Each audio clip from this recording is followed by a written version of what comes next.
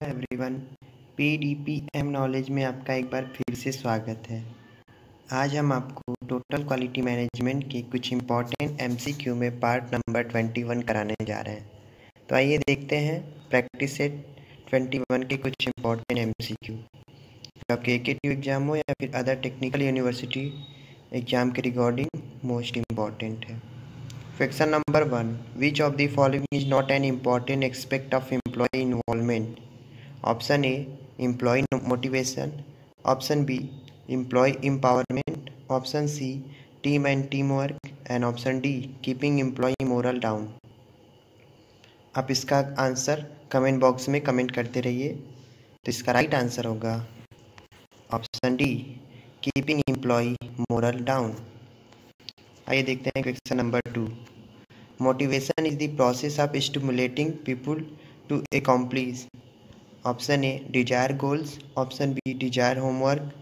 Option C, desire assignment. And option D, desire homework and assignment.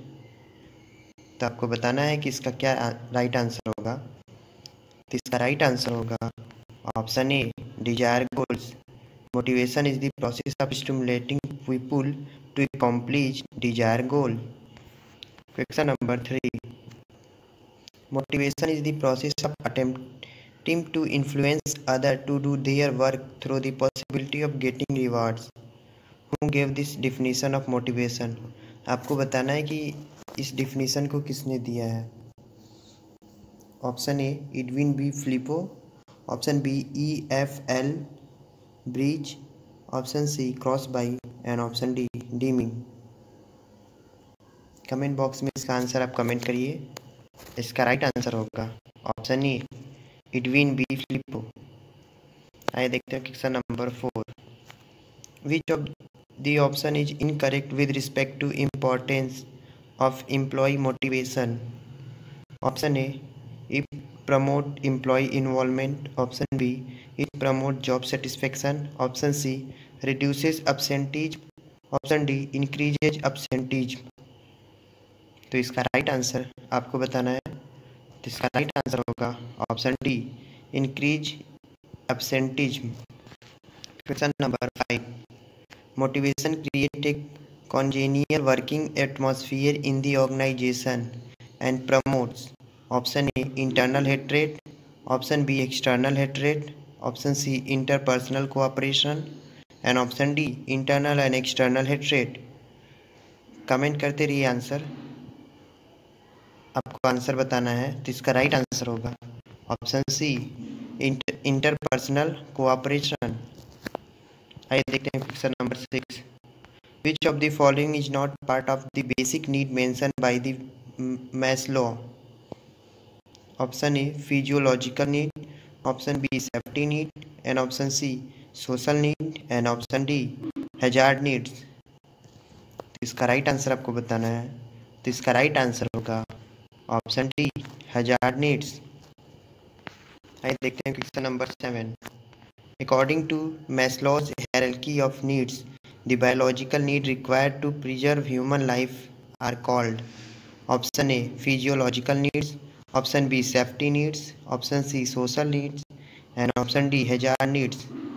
Right answer इसका comment box में comment करते रहिए सभी लोग। तो इसका राइट आंसर होगा option A, physiological needs. Question number 8, according to Maslow's hierarchy of needs, the needs for food, cloth and shelter belong to option A, survival needs, option B, social need, option C, esteem needs, and option D, self actualization needs।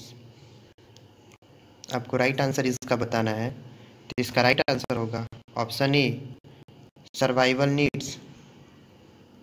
आइए देखते हैं question number 9, according to Maslow's hierarchy of needs, which of the following does not belong to safety need? Option A, protection from fire and accident. Option B, lack of economic security involving health and insurance. Option C, the desire for an orderly and predictable environment. And option D, the desire to know the limit of acceptable behavior। आपको इसको right answer इसका बताना है। तो इसका right answer होगा option B, lack of economic security involving health and insurance. आइए देखते हैं क्वेश्चन नंबर 10।